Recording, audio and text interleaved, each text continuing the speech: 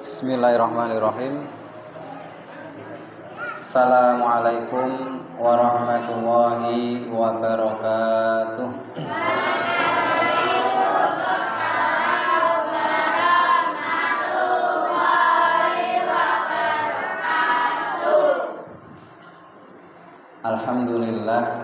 Alhamdulillahilladzi arsala rasulahu bil huda wa dinil haqq liyudhhirahu ala dini kullihi walau karihal kafirun. Allahumma salli wa sallim ala nabiyyina Muhammad wa ala alihi wa ashabihi wa man tabi'ahum bi ihsanin ila yaumiddin. Wa qala Rasulullah sallallahu alaihi wasallam wa qala Allah ta'ala fi kitabil karim ya ayyuhalladzina amanu taqullaha haqqa tuqatih wa la tamutunna illa wa antum muslimun. Wa qala Rasulullah sallallahu alaihi wasallam fil haditsi asy-syarif ittaqillaha haitsuma kunta wa adli sayyatal hasanata tamhuha wa khaliqin nas bi khuluqin hasanin. Usikum wa iyaya bi taqwallah wa ta'atihi la'allakum tuflihun. Amma ba'd. Bapak-bapak dan ibu-ibu jamaah salat maghrib yang dirahmati Allah Subhanahu wa taala, marilah yang pertama dan yang paling utama kita senantiasa ungkapkan rasa syukur kita kepada Allah Subhanahu wa taala atas segala limpahan nikmat-nikmat yang sudah Allah berikan kepada kita dengan memperbanyak ibadah, memperbanyak taat kepada Allah Subhanahu wa taala. Dan malam hari ini Bapak Ibu, ngajinya kita ini dalam rangka syukur kita kepada Allah.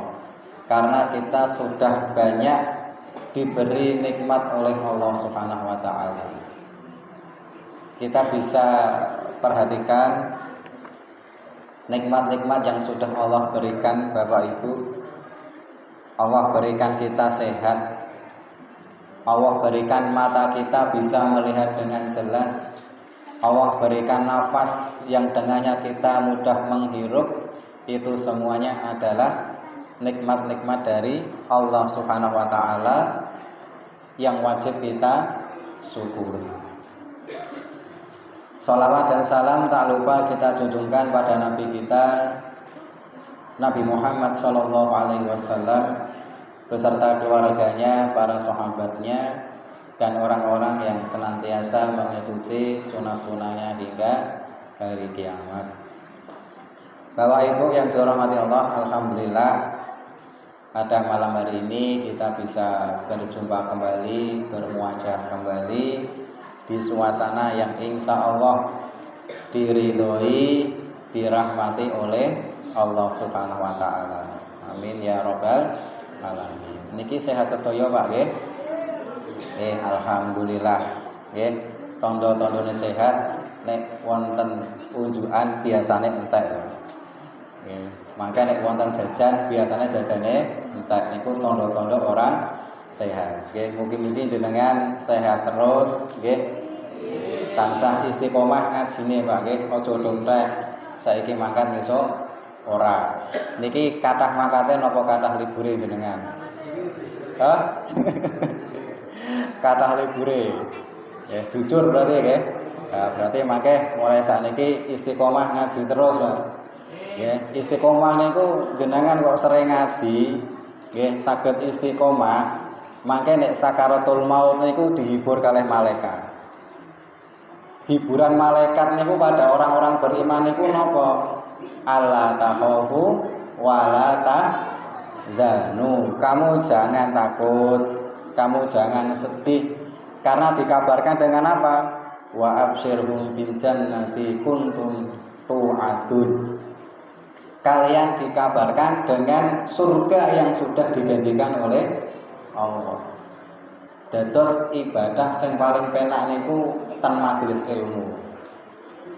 Jenengan ngantuk yo di sepuro to sone. Jenengan serius pahalane luwih kathah. Jenengan ten emperan niku nggih tasih entuk barokah pengajian. Jenengan ngantuk niku lho Pak. Ngaji kok ngantuk. Niku di sepuro mboten dosane Pak. Di sepuro. Jenengan nek salat ngantuk sah mboten salate? Mboten. Nggih, liyane wis do tangi sujud jenengan sik sujud terus ngantek salam. Nah niku kira-kira niku salate batal mboten? Batal. Nggih. Maka sing paling penak niku nggih ten majelis ilmu ngantuk di sepuro dosane, ten emperan nggih di sepuro dosane, jenengan senderan ya di sepuro dosane. Tapi sing paling sae niku ngaji mboten senderan. Nggih. Tapi nek wis tuwa-tuwa nggih, monggo kula ya tak maklumi. Tapi nek sing anak-anak niku do jejeg biasane. Nggih. Nggih, Bapak Ibu yang dirahmati Allah nggih, penting jenengan sregep datangi majelis ilmu. Insyaallah jenengan nek sering-sering ten majelis ilmu, anak-anak panjenengan insyaallah dados anak-anak ingkang soleh dan solehah. Niku jadi Allah. Anak itu akan merekam, wah, biyen bapakku niki senenge nopo? Kok senenge narik kabel? Ngertos senenge narik kabel, Pak? Oh, karaokean niku lho. Wah, niku anake mangke melu, wah, biyen bapakku iki senenge narik kabel, senenge dolanan slot, senenge wis macem-macem. Anake melu, Pak. Tapi nek bapake kok sregep ngaji, "Wah, Mas yo ngaji ki ra mudeng sing dibahas iki apa?" Tapi seneng ngaji. Anak-anake besok Bapak Ibu dibimbing karo Gusti Allah dadi anak-anak ingkang soleh dan salehah. Seneng mboten? Nggih, seneng. Anak soleh niku ibarat perhiasan, ibarat tabungan kita besok di akhirat. Maka nek datangi majelis ilmu niku ya kudu semangat. Kerja semangat ya majelis ilmu semangat. Niki nek rutinan malam napa niki? Malam Kamis nggih diusahake mangkat, Pak. Aja ngasih prei. Nggih, niki mangke nek jenengan kok sering prei sing ngisi masjide sinten? Nggih, nek boten jenengan sinten malih kan ngoten. Nggih, maka dirameke niki masjide. Nggih. Bapak Ibu yang dirahmati Allah, kita lanjutkan nggih kajian kita dalam kitab Fikih Sunnah karangan yang ditulis oleh Syekh Said Sabiq. Kemarin kita telah membahas tentang sisa-sisa minum atau sisa makanan.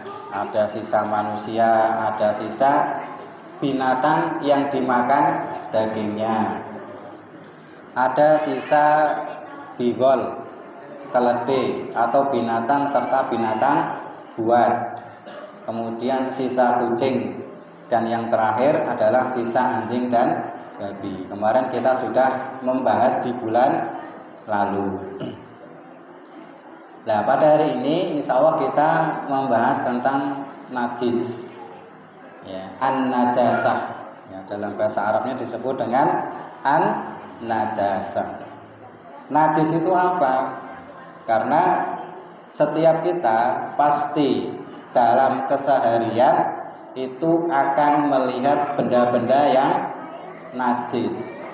Nanti ada najis yang mukhafafah, najis yang ringan, ada najis yang mutawasit, najis yang tengah-tengah, atau najis yang mughaladah, najis yang berat. Dan itu cara menyucikannya juga beda-beda. Kenapa sih kita ini kok harus belajar najis, Pak? Karena terkadang kita ini masih ada rasa was-was. Sering nggak jenengan ditimpa rasa was-was? Sering ya. Contoh ini, dalam Islam itu kan ada istinjar. Istinjar itu bersuci dengan batu. Umumnya, sunnahnya istinjar itu 3 kali. Istinjar itu 3 kali. Bersuci dengan batu itu 3 kali. Terkadang kita masih ada rasa was-was, Pak. Iki ping telu ki wis suci purun. kan ada rasa timbul was-was. Nggih. Jenengan ngapunten iki, nate bersuci dengan batu napa tisu, Pak? Nate dereng. Niki sing biasa ning hotel sering niki. Atau sing biasa numpak pesawat niku sering. Kadang ada rasa was-was, ini 3 kali ini sudah suci belum? Sudah hilang belum najisnya? Karena terkadang 3 kali itu masih ada lengket-lengket. Iki sebenarnya iki wis suci baru. Tapi Bapak Ibu, kalau kita kembalikan kepada syariat, maka itu sudah suci meskipun ada was-was di dalam hati. Maka rasa was-was itu dapat dikalahkan dengan dalil. Contoh lagi misalkan jenengan kencing, Pak. Kencing itu jenengan ketika was-was itu biasanya nyucinya lebih dari 3 kali dah. Niki kalau tanggal T. Oke. Pas bunggah kok sik was-was ki pasangnya belum suci. Akhirnya dicuci terus. Lah sak enteke banyu ya tetep jenengan was-was terus, Pak, ngoten. Oke, lah mbok sak tower gedhe niku nek was-was yo tetep habis. Maka dalam Islam itu ditata. Ketika jenengan kok sudah bersuci 3 kali, batasnya 3 kali, Pak. Itu berarti dapat menghilangkan was-was. Jadi kalau sudah 3 kali ya sudah, berarti sudah suci. Tidak perlu mengulang lagi.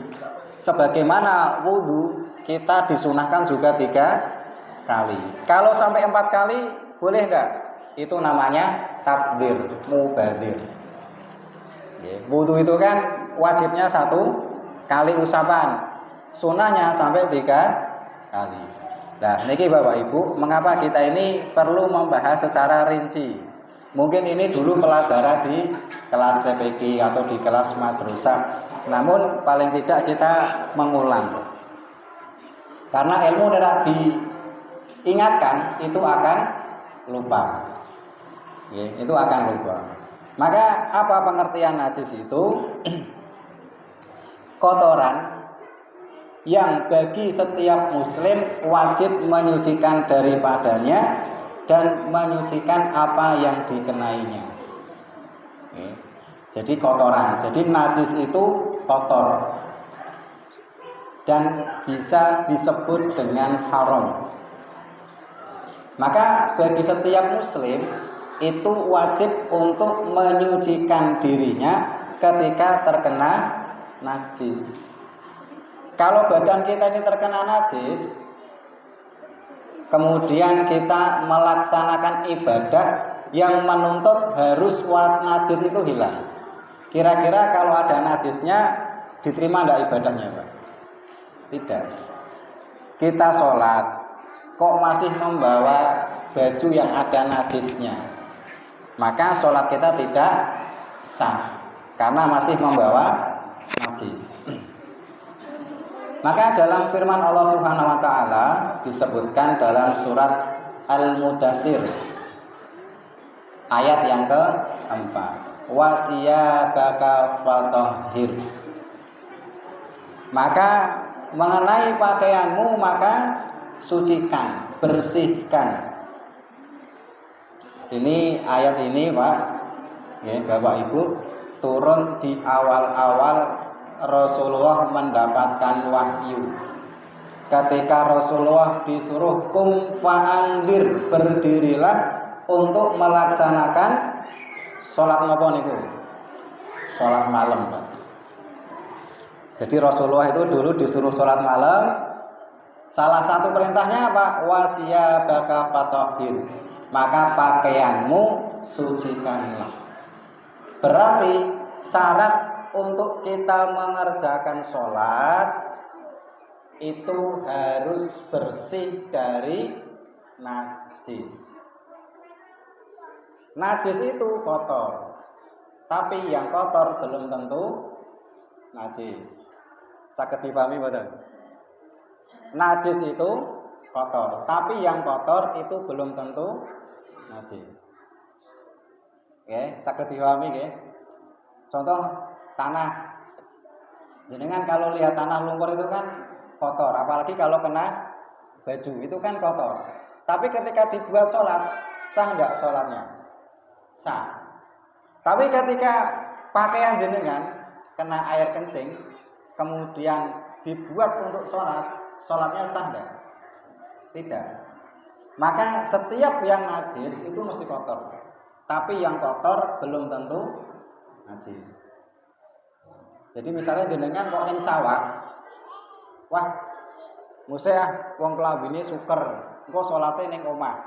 Niki biasanya salat napa, Pak? Asar. Oke. Wah, wong kelambine sik suker kowe ning omah salin.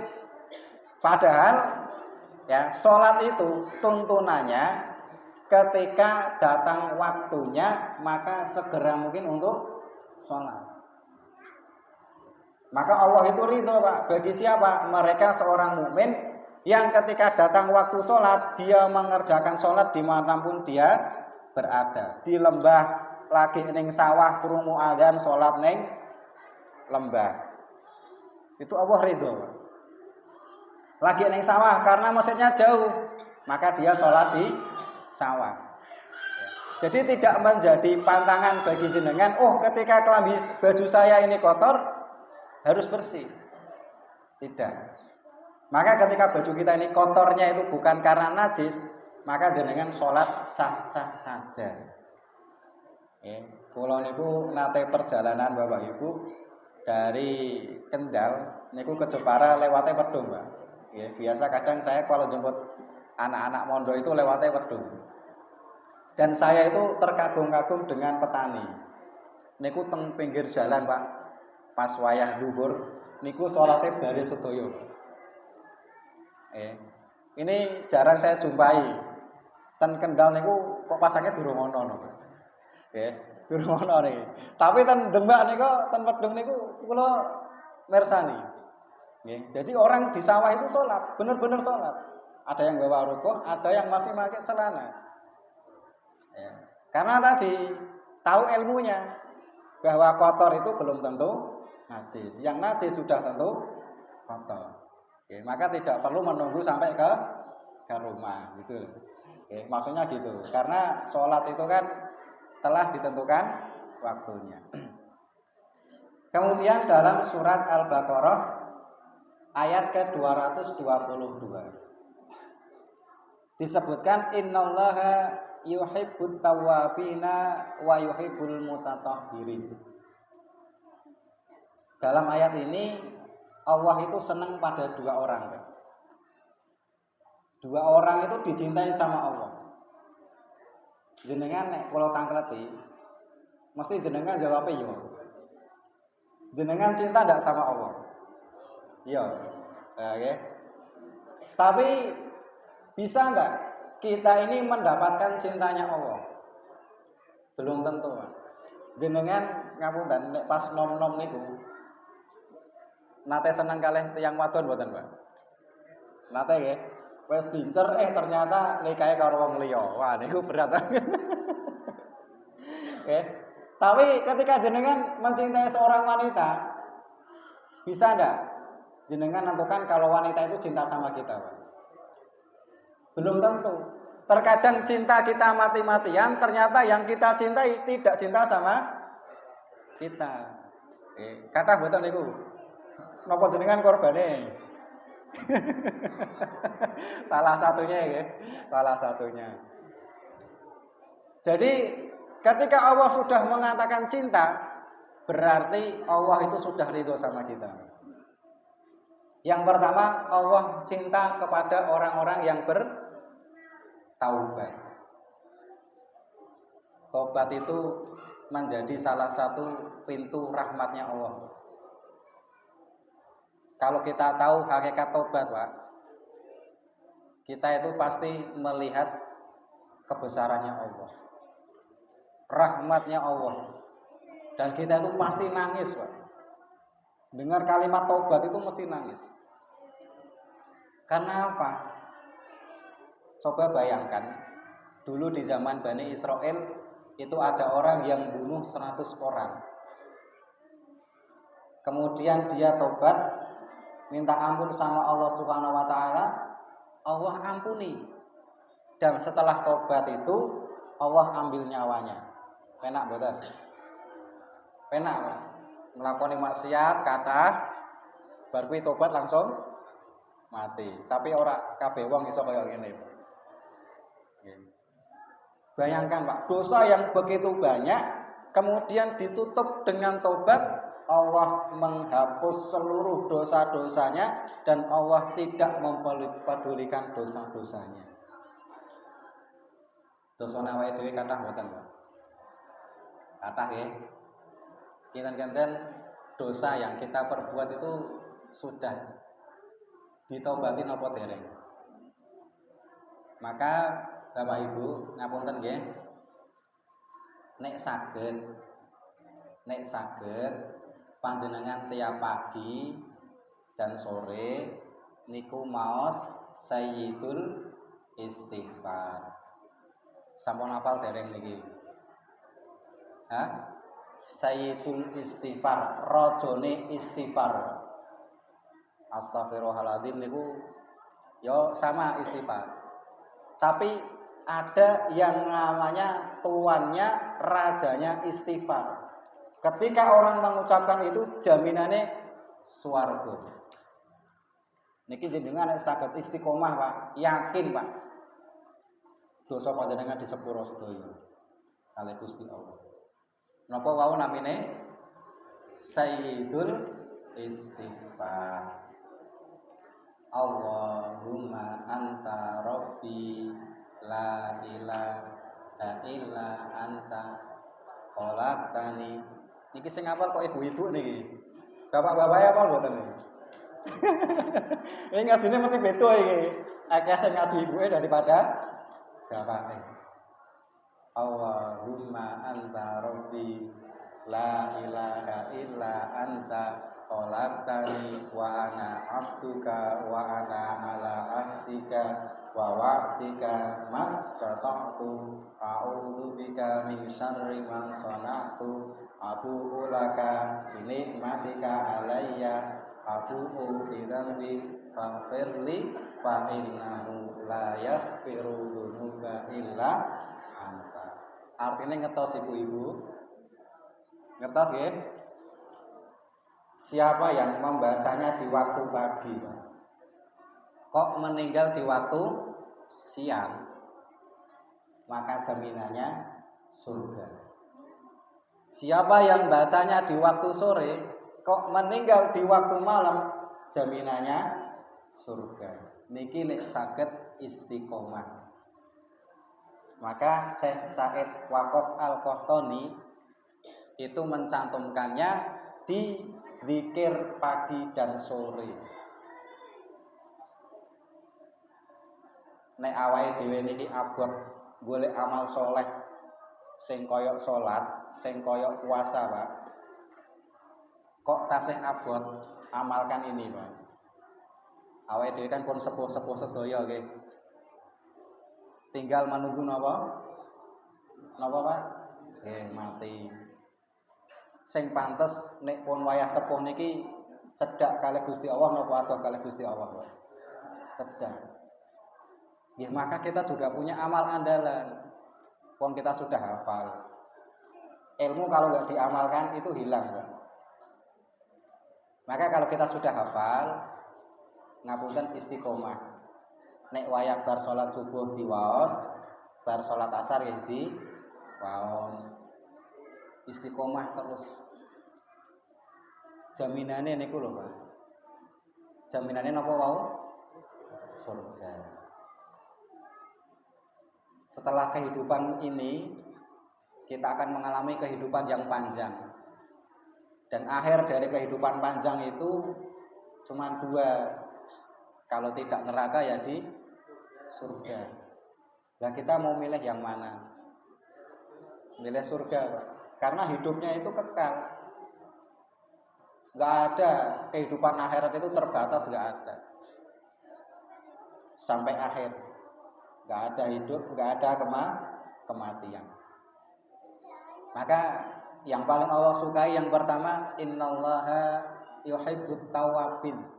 Allah itu senang kepada orang-orang yang selalu bertobat, minta ampun terus sama Allah, ngakui dirinya banyak dosa, dia menggunakan senjata sing namine napa wau? Sayyidul Istighfar. Nek mboten saged apal nggih dipersani. Ten pundi Pak nek persani Pak sing gampang? Google wis kok pinter-pinter nih. Gampang, golek nang Google Sayyidul Istighfar, dibuka Pak. Nggih. Nek kula tak bukake kitabe. Nggih, Hisnul Muslim kitabe, Pak. Jenengan mesti andalane Google. Nggih, saat wakaf al-Qahtani nanging dibuka wonten niku Sayyidul Istighfar. Kemudian yang kedua, wa yuhibbul mutatahhirin. Allah itu cinta kepada orang-orang yang selalu bersuci. Bahkan Allah itu sangat senang kepada hamba-hambanya yang dia selalu bersuci menjaga wudunya. Salah satu sahabat yang sering menjaga kesuciannya dalam setiap tingkah lakunya setiap hari, niku sahabat sinten Bapak Ibu? Bilal bin Rabah. Wonge ireng. Terus mboten? Wonge ireng rambute keriting saka Afrika, Habasyah. Tapi mulia Pak di sisi Allah. Karena apa? Dia punya amal andalan berupa menjaga wudu. Tiap kali batal dia wudu, setelah wudu dia sholat 2 rakaat. Allah cinta pada orang-orang ini. Maka kalau kita ini tidak bisa menjaga wudu, Pak, paling tidak kita tahu diri kita ini selalu suci, terhindar dari yang namanya najis. Niki kalau paringi setunggal amalan Bapak Ibu, ketika kita ini kok bisa ngerjakan, maka potensi kita untuk menjadi ahlul jannah semakin banyak kita kumpulkan, maka semakin mantap ketika kita menghadapi kematian. Rata-rata Bapak Ibu, orang kalau menghadapi kematian niku seneng napa wedi, Pak? Wedi ini mergo napa? Kakean dosa. Leres niku, Pak. Tapi kalau orang-orang itu ngapunten, amalnya istiqomah, amalnya banyak. Niku nek menghadapi kematian itu rata-rata senyum, Pak, wajahnya. Tapi jenengan rasa disenyum-senyum sik ora iso, Pak. Wak mati senyum-senyum sik ora iso. Niku gambaran dari Allah.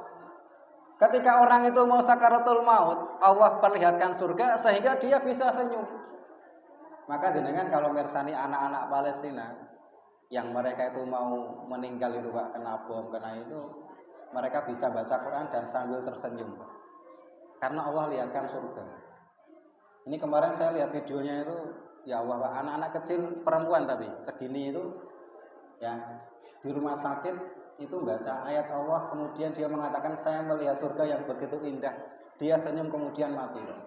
Saya dalam hati nangis, ya Allah, kok semudah itu Engkau berikan kematian pada anak itu. Itu saya sampai nangis, Pak. Karena apa? Orang-orang yang melihat sakaratul maut kemudian bisa tersenyum itu, ya Allah, Pak, bagi orang beriman itu anugerah yang terindah. Maka bagaimana semakin kita ini mengumpulkan banyak-banyak peluang surga, Pak, nanti setelah kematian itu kita akan menjadi senang. Bahkan kita bisa tersenyum saat ketika kita meninggal dunia. Jenengan nek saged nggih, niki mulai kita kumpulkan, Pak. Tadi nek pada subuh kali pada asar maos napa? Sayyidul Istighfar. Nah niki sing yang selanjutnya, Pak. Yang kedua, jenengan nek habis wudu niku baca doa setelah wudu. Karena siapa yang membaca doa setelah wudu, Allah akan bukakan 8 pintu surga dari mana saja dia masuk.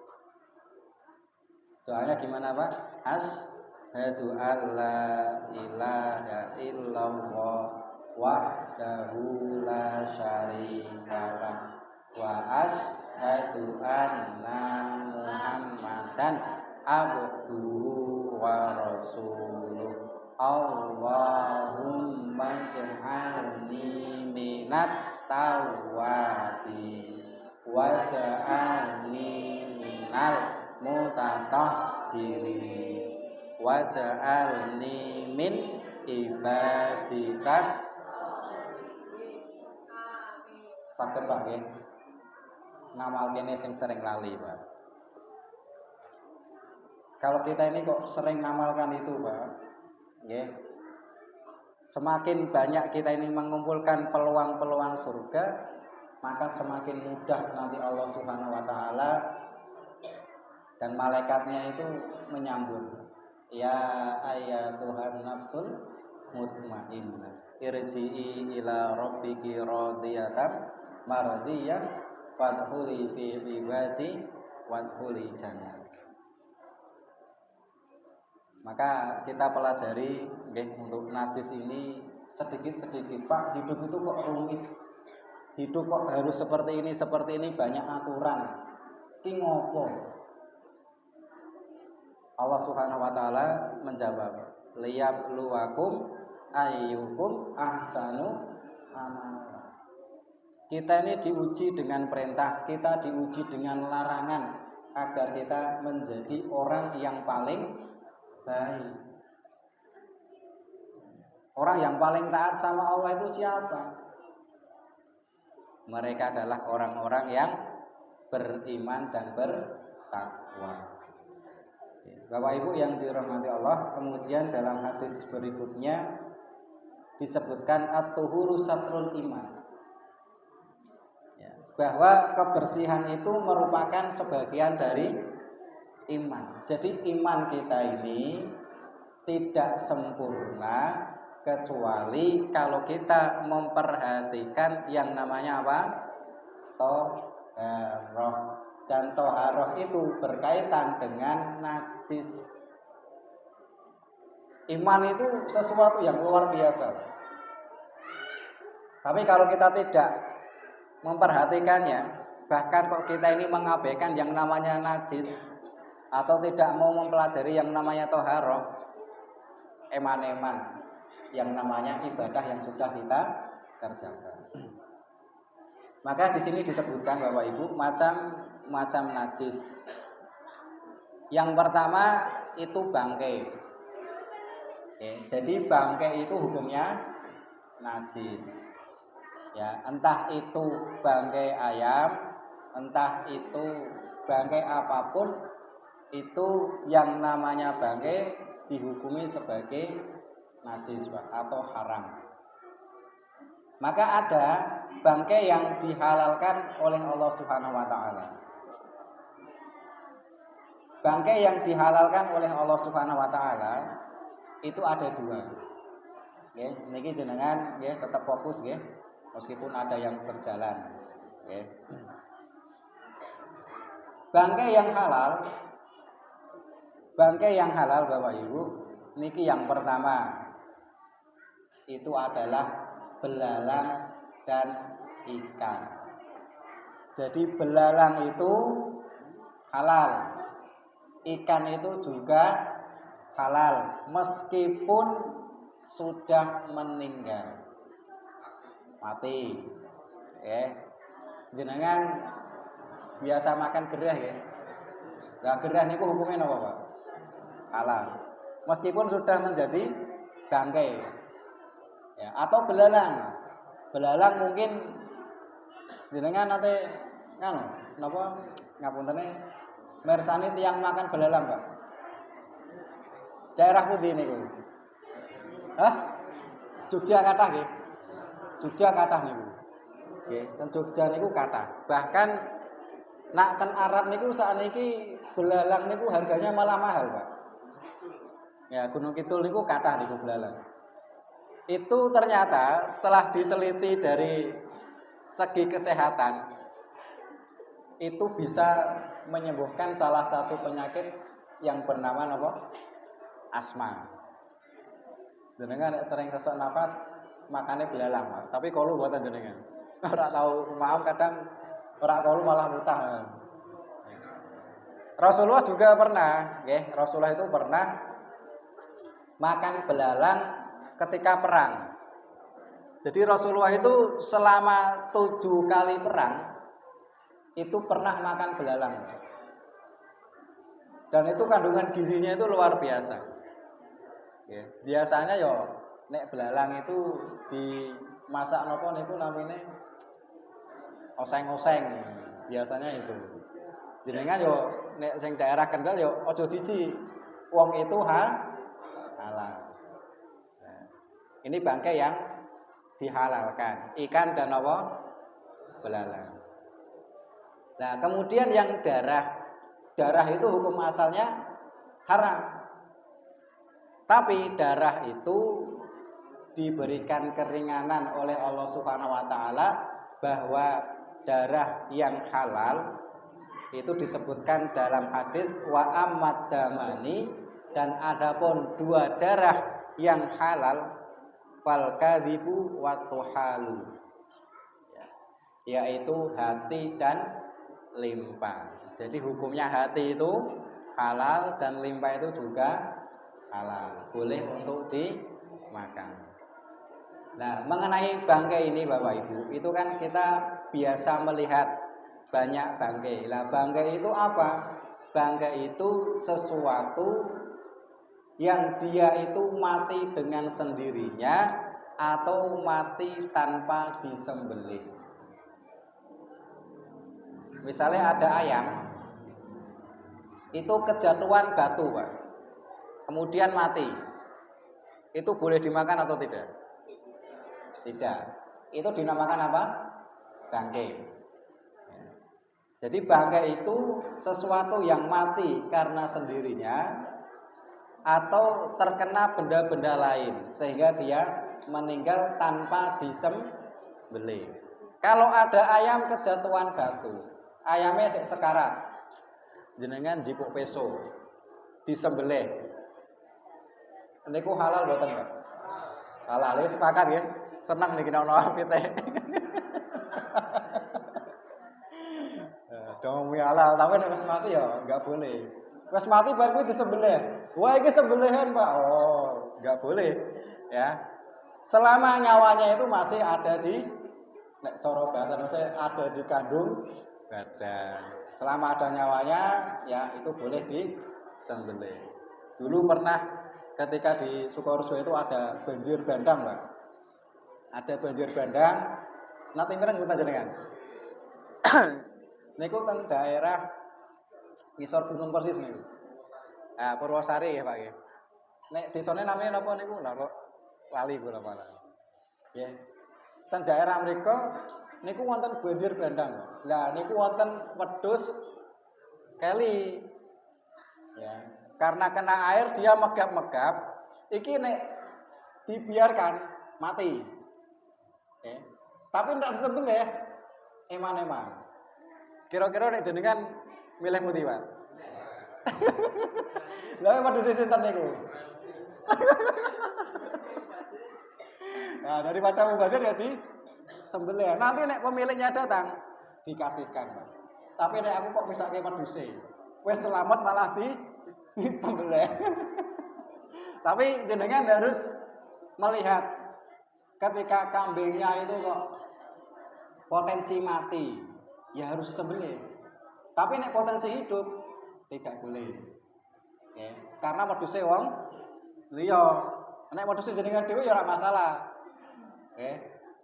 Ini ada maslahatnya. Kalau maslahatnya kok meninggal, ya daripada jadi bangkai kan nggak kemakan.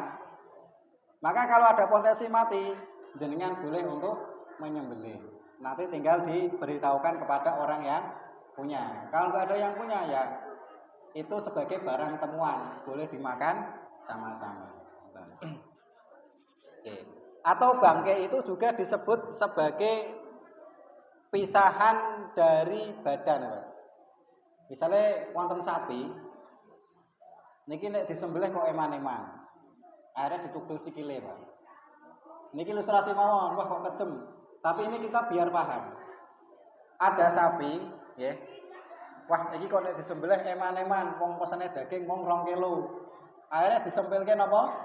Sikile tok siji, Pak, ditugel. Lah itu potongan dari hewan yang hidup, potongannya itu juga disebut sebagai bangkai. Tidak boleh dimakan. Meskipun jenengan motongnya baca bismillah. Ya. Pokoknya ditambahi bismillah, niat motong hewan sikile tok. Wah, itu tetap enggak boleh. Itu tetap disebut sebagai bangkai. Ngoten nggih? Ada pertanyaan Bapak Ibu? Ngoten enten? Nggih, monggo Pak.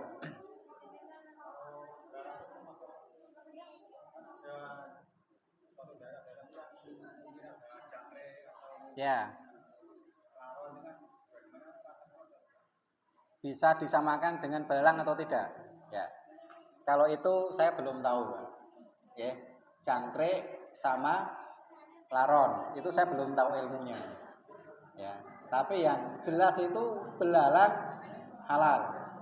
Ya. Jenengan, tapi Bapak Ibu kalau di dalam hukum itu ketika jijik itu menjadi haram. Meskipun itu hukum asalnya halal, Pak. Ketika jenengan kok jijik, ini dalam ilmu fikih, ketika jenengan jijik ya dengan suatu barang itu, maka itu menjadi haram untuk dikonsumsi diri kita yang jijik. Tapi harus memperhatikan kaidah-kaidah syar'inya. Nggih. Nggih. Wonten sing ngingu jangkrik, nggih. Biasanya jangkrik niku kanggo makan manuk, Pak nggih.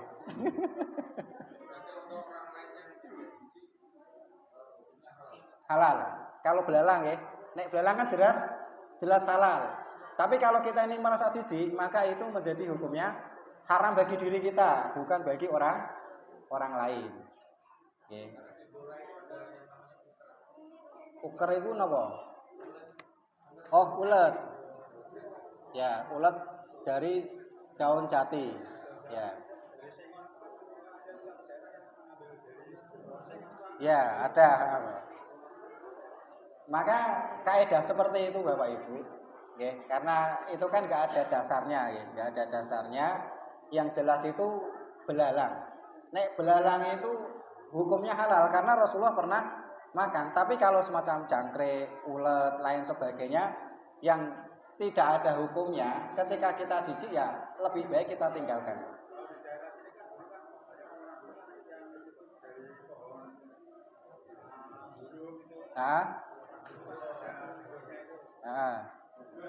Gendon nggih. Niku biasane ning godhong napa, Pak? Pohon pisang nggih. Pohon sagu. Itu kalau menurut saya, Pak, lebih hati-hati nek ana sing enak kok napa milih kuwi, ngoten mawon. Nggih. Wah, ngoten. Tapi kula dereng ngerasan, Pak. Jenengan kok ora ngrasani bareng. Nggih. Tapi nek saya lebih baik hati-hati. Ya, hati-hati. Ya, kalau belalang jelas hukumnya halal. Ya, mungkin nanti kita cari referensi untuk masalah fikih karena fikih itu luas daripada nanti saya jawab salah malah saya dosa, Pak. Oke.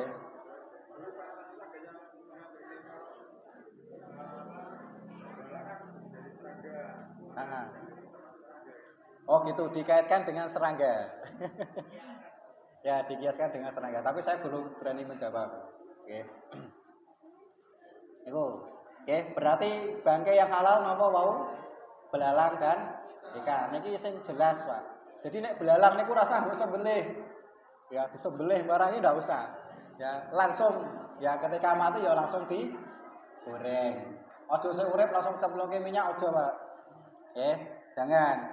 Ya, itu namanya ya kita ya namanya orang muslim. Itu ketika memperlakukan binatang juga harus baik-baik. Ojo urip cemplungke ya niku kira-kira jenengan piye, Pak? Masak iwak bar mancing niku entuk. Nek cemplungke wajan niku rasane priye? Penyiksaan. Meskipun halal, tapi penyiksaan. Biarkan meninggal dulu baru digoreng. ngoten nggih. Kemudian yang darah. Ya, yang darah itu berarti napa wau? Hati dan limpa. Kemudian yang selanjutnya, ya, ini yang dikecualikan. Yang kedua, bangkai binatang yang tidak mempunyai darah yang mengalir. Kan ada bangkai binatang yang darahnya tidak mengalir. Binatang yang tidak punya darah, contohnya pun apa Bapak Ibu? Sing serangga. Semut. Terus apa malih? Tawon, kan kata niku. Nggih, lebah. Maka ia adalah suci. Ya, jadi bangkai termasuk semut itu suci. Bangkai lebah itu suci. Jika ia jatuh ke dalam sesuatu dan mati di sana, ya, sing biasanya masuk ke dalam minuman, niku napa Pak? Semut. Biasanya laler. Nah, betul, laler. Biasanya nek wonten niku jenengan sedot kan semute napa dibuat semute? Hah? Kesuwen, nek siji kesuwen, gelek sisan. Nah, itu enggak apa-apa karena itu termasuk benda yang suci. Ya. Maka disebutkan di sini, jika ia jatuh ke dalam sesuatu dan mati di sana, maka tidak menyebabkan najis. Tapi khusus lalat, Pak, niki wonten ilmune. Jadi nek lalat itu kok masuk ke dalam minuman, niku nek tibone nyamping, Pak. Nggih. Lalate tibone nyamping, niku diambil langsung napa dicelupke? Nah, dicelupke san. Ya. Kok gitu? Karena apa? Karena di sayap lalat itu yang satu obat, yang satu racun. Ya, dudek sisan, Pak. Rasanya mesti nikmat. Pemeneh kopi, wah niku rasanya wes. Niku, jadi semut, lebah itu ketika jatuh ke dalam minuman, hukumnya tetap suci, ya. Maka berkata, ya, disebutkan Ibnul Munzir, tidak saya ketahui adanya pertikaian tentang sucinya yang disebutkan tadi. Jadi Ibnul Munzir mengatakan kayak semut, ya, binatang, lebah, kemudian lalat itu tetap suci selama jenengan ya tadi. Yo nek jumlahnya banyak yo lebih baik dibuang, Pak. Ya. Semut kok wis akeh kan kadang jenengan malah jijik ndak bisa minum, ra kolu nek ngombe. Nek 1 2 dihilangkan ndak masalah. Oke, Bapak Ibu yang dirahmati Allah, sampun masuk waktu Isya nggih. Monggo kita tutup ya majelis ilmu kita dengan doa kafaratul majelis. Ya semoga dengan doa itu Allah ampuni segala dosa-dosa kita ya. Subhanallahumma rabbana wa bihamdika asyhadu an la ilaha illa anta astaghfiruka wa atubu ilaik. Akhirul kalam. Assalamualaikum warahmatullahi wabarakatuh.